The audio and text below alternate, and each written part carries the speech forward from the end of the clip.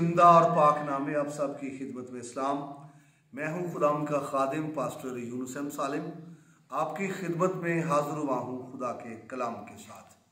अपने सरों को झुकाएं, आंखें बंद करें, दुआ मांगें। वफादार खुदावन, तेरी शुक्रगुजारी, तू अपने लोगों को वक्त देता है ताकि तेरे कलाम पर गौर किया जाए। अभी जब तेरा कलाम पेश करना चाहता हूँ, मेरी मदद फरमा, ये कलाम साइमीन के लिए बरकत का बायस बने, यीशु मसीह के नाम, आमीन। मेरे अजीजों, हम पढ़ेंगे मुकद्दस मरकज़ के मुताबिक लिखी गई इंजील, उसका 11वां बाब, उसकी पहली जो 10 आयत है वो हम पढ़ेंगे। पाक कलाम में इस तरह लिखा हुआ है कि जब वो यरूशलेम के नज़दीक जैतून के पहाड़ पर बैत फिगे और बैतनिया के पास आए तो उसने अपने शागिर्दों में से 2 को भेजा और उनसे कहा, अपने सामने के गांव में जाओ और उसमें दाखिल होते ही एक गधी का बच्चा बंधा हुआ तुम्हें मिलेगा, जिस पर कोई आदमी अब तक सवार नहीं हुआ, उसे खोल लाओ। और अगर कोई तुमसे कहे तो तुम ये क्यों करते हो, तो कहना कि खुदावंद को इसकी ज़रूरत है, वो फिलफोर उसे यहीं वापस भेज देगा। बस वो गए और बच्चे को दरवाजे के नज़दीक बाहर चौक में बंधा हुआ पाया और उसे खोलने लगे। मगर जो लोग वहाँ खड़े थे उनमें से बाज ने उनसे कहा, ये क्या करते हो कि गधी का बच्चा खोलते हो? उन्होंने जैसा यीशु ने कहा था वैसा ही उनसे कह दिया और उन्होंने उनको जाने दिया। बस वो गधी के बच्चे को यीशु के पास लाए और अपने कपड़े उस पर डाल दिए और वो उस पर सवार हो गया। और बहुत लोगों ने अपने कपड़े राह में बिछाए और उन्हें दरख्तों में से डालियां काट कर फैला दी। और जो उसके आगे आगे जाते और पीछे पीछे चले आते थे, पुकार पुकार कर कहते थे, होशाना, मुबारक है वो जो खुदावंद के नाम से आता है, मुबारक है हमारे बाप दाऊद की बादशाही जो आ रही है, आलमे वाला पर होशाना। खुदावंद के पाक कलाम के स्वभाव से आज हमें बड़ी बरकत मिले, आमीन। मेरे अजीजों, आज का लेक्चर पाम संडे के हवाले से है। वो हम बहुत सी बातें सुन चुके हैं, तो इस आज के मौजू में हम गुफ्तगू करेंगे कि हमारे खुदावंद की बड़ी खूबियाँ हैं। उनमें से एक खूबी ये है कि वो वैल्यू लेस चीज़ों को इस्तेमाल करके उनकी वैल्यू बढ़ा देता है। ऐसी चीज़ों को जिनकी कोई कदर नहीं है, जब खुदावंद इस्तेमाल करता है तो उनको कदर मिल जाती है और उनकी कदर बढ़ जाती है। तो माशरे में जिनको कोई मुकाम नहीं है, कोई कदर नहीं है, कोई वैल्यू नहीं है, लोग उनको समझते नहीं हैं, और खुदावंद के इस्तेमाल करने के बाद वही चीज़ें नंबर और शोहरत याफ्ता और उनकी अहमियत बढ़ जाती है। तो यहाँ पर यीशु मसीह ने गधी के बच्चे को इस्तेमाल किया है। गधी के बच्चे को, पहली बात याद रखो, गधी का बच्चा जो है ये ट्रेंड शुदा नहीं था। यहाँ आपको मिलेगा कि जिस पर कभी कोई सवार नहीं हुआ, ये ट्रेंड शुदा नहीं है। और ट्रेंड शुदा में और अनट्रेंड में ये फर्क होता है, याद करें। ट्रेंड की वैल्यू ज्यादा होती है और अनट्रेंड की वैल्यू उतनी नहीं होती, पहली बात ये है।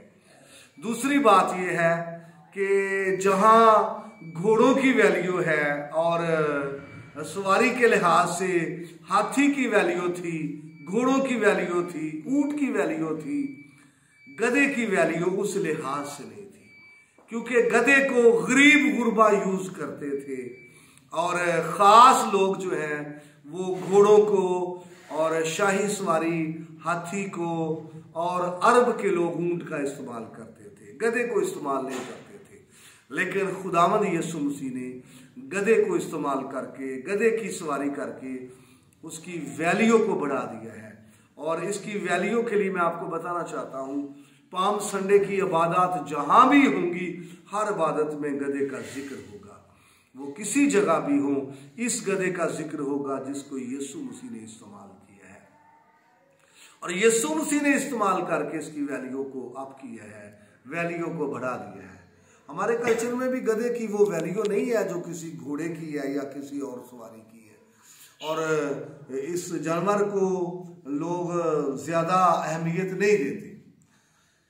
तो मजीद हम आगे बढ़े तो यीशु मसीह ने सलीब को जब इस्तेमाल किया यीशु मसीह के लिए, तो सलीब की वैल्यू बढ़ गई है। पुराने वक्तों में यीशु मसीह से पहले सलीब को जिल्लत का निशान, हकारत का निशान और लानत का निशान माना जाता था। कोई इसको देखना नहीं चाहता, कोई इसके बारे में मजीद सुनना नहीं चाहता, क्योंकि इसको हकीर जाना जाता था।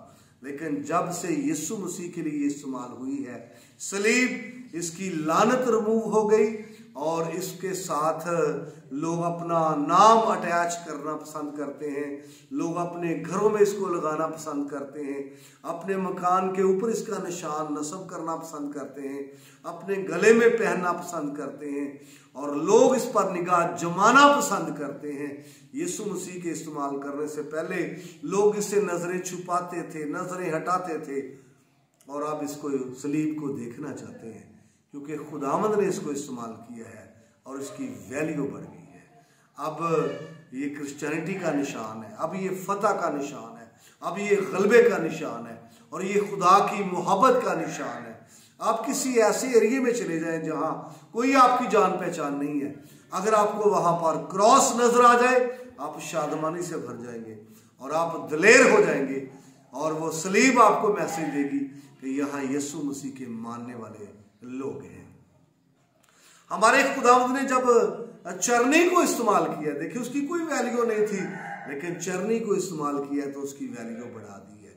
और जिस चरनी में यीशु मसीह पैदा हुआ, कई हजारों की तादाद में, सैकड़ों की तादाद में हर साल सियाह वहां पर जाते हैं और उसको जगह को देखने के लिए। और क्योंकि चरनी की तो कोई वैल्यू नहीं होती, लेकिन यीशु मसीह के वहां पैदा होने से उसकी वैल्यू बढ़ गई है और उसकी कदर बढ़ गई है। चरनी को कोई देखना चाहता है, वहां से आ जाना चाहते हैं। इसी तरह से मूसा का जब इंतखाब हुआ, बुलावा हुआ, तो आप जानते हैं कि खुदा ने झाड़ी को इस्तेमाल किया। झाड़ी कोई खास पौधा नहीं है, बादाम के मध्य मुकाबल, अखरोट के मध्य मुकाबल, जैतून के मध्य मुकाबल, अंजीर के मध्य मुकाबल झाड़ी कुछ भी नहीं है। लेकिन क्योंकि खुदावंद उसमें उतरा हुआ था और वो रोशन थी और वो देखने वालों को हैरान कर रही थी, और बाइबल कहती है मूसा उसके करीब गया कि ये झाड़ी जल रही है लेकिन खत्म नहीं हो रही, झाड़ी में रोशनी है, आग है, लेकिन खत्म नहीं हो रही। और उस झाड़ी की वैल्यू बादाम, अखरोट, अंजीर, जैतून, दीगर दरख्तों से इसलिए बढ़ी कि खुदावंद ने उसको इस्तेमाल किया है। मेरे भाई, मेरे बहन, पाम संडे पर आपको मैसेज देना चाहता हूं, अगर हमारी कोई जान पहचान नहीं है, अगर हमारी कोई वैल्यू नहीं है और हम कोई मशहूर नहीं है, नामवर ही नहीं है, लेकिन जब खुदावंद हमें इस्तेमाल करेगा यकीनन हमारी कदर बढ़ जाएगी, हमारी वैल्यू बढ़ा देगा, हमारी जान पहचान बढ़ जाएगी और हम ज्यादा कदर करेंगे। हम शुक्रगुजार हैं। खुदावंद की बड़ी खूबियों में से एक खूबी ये है कि वो ऐसी चीज़ों को, घटिया चीज़ों को, नकम्मी चीज़ों को और वैल्यूलेस चीज़ों को इस्तेमाल करके उनकी वैल्यू बढ़ा देते हैं। हमें खुदा से प्यार करने की ज़रूरत है और खुदावंद के करीब आने की ज़रूरत है ताकि वो हमें भी ले और इस्तेमाल करे ताकि हमारी वैल्यू बढ़ जाए। कलाम के सबब से खुदावंद खुदा हम सबको कसरत की बरकत बख्शे। आमीन।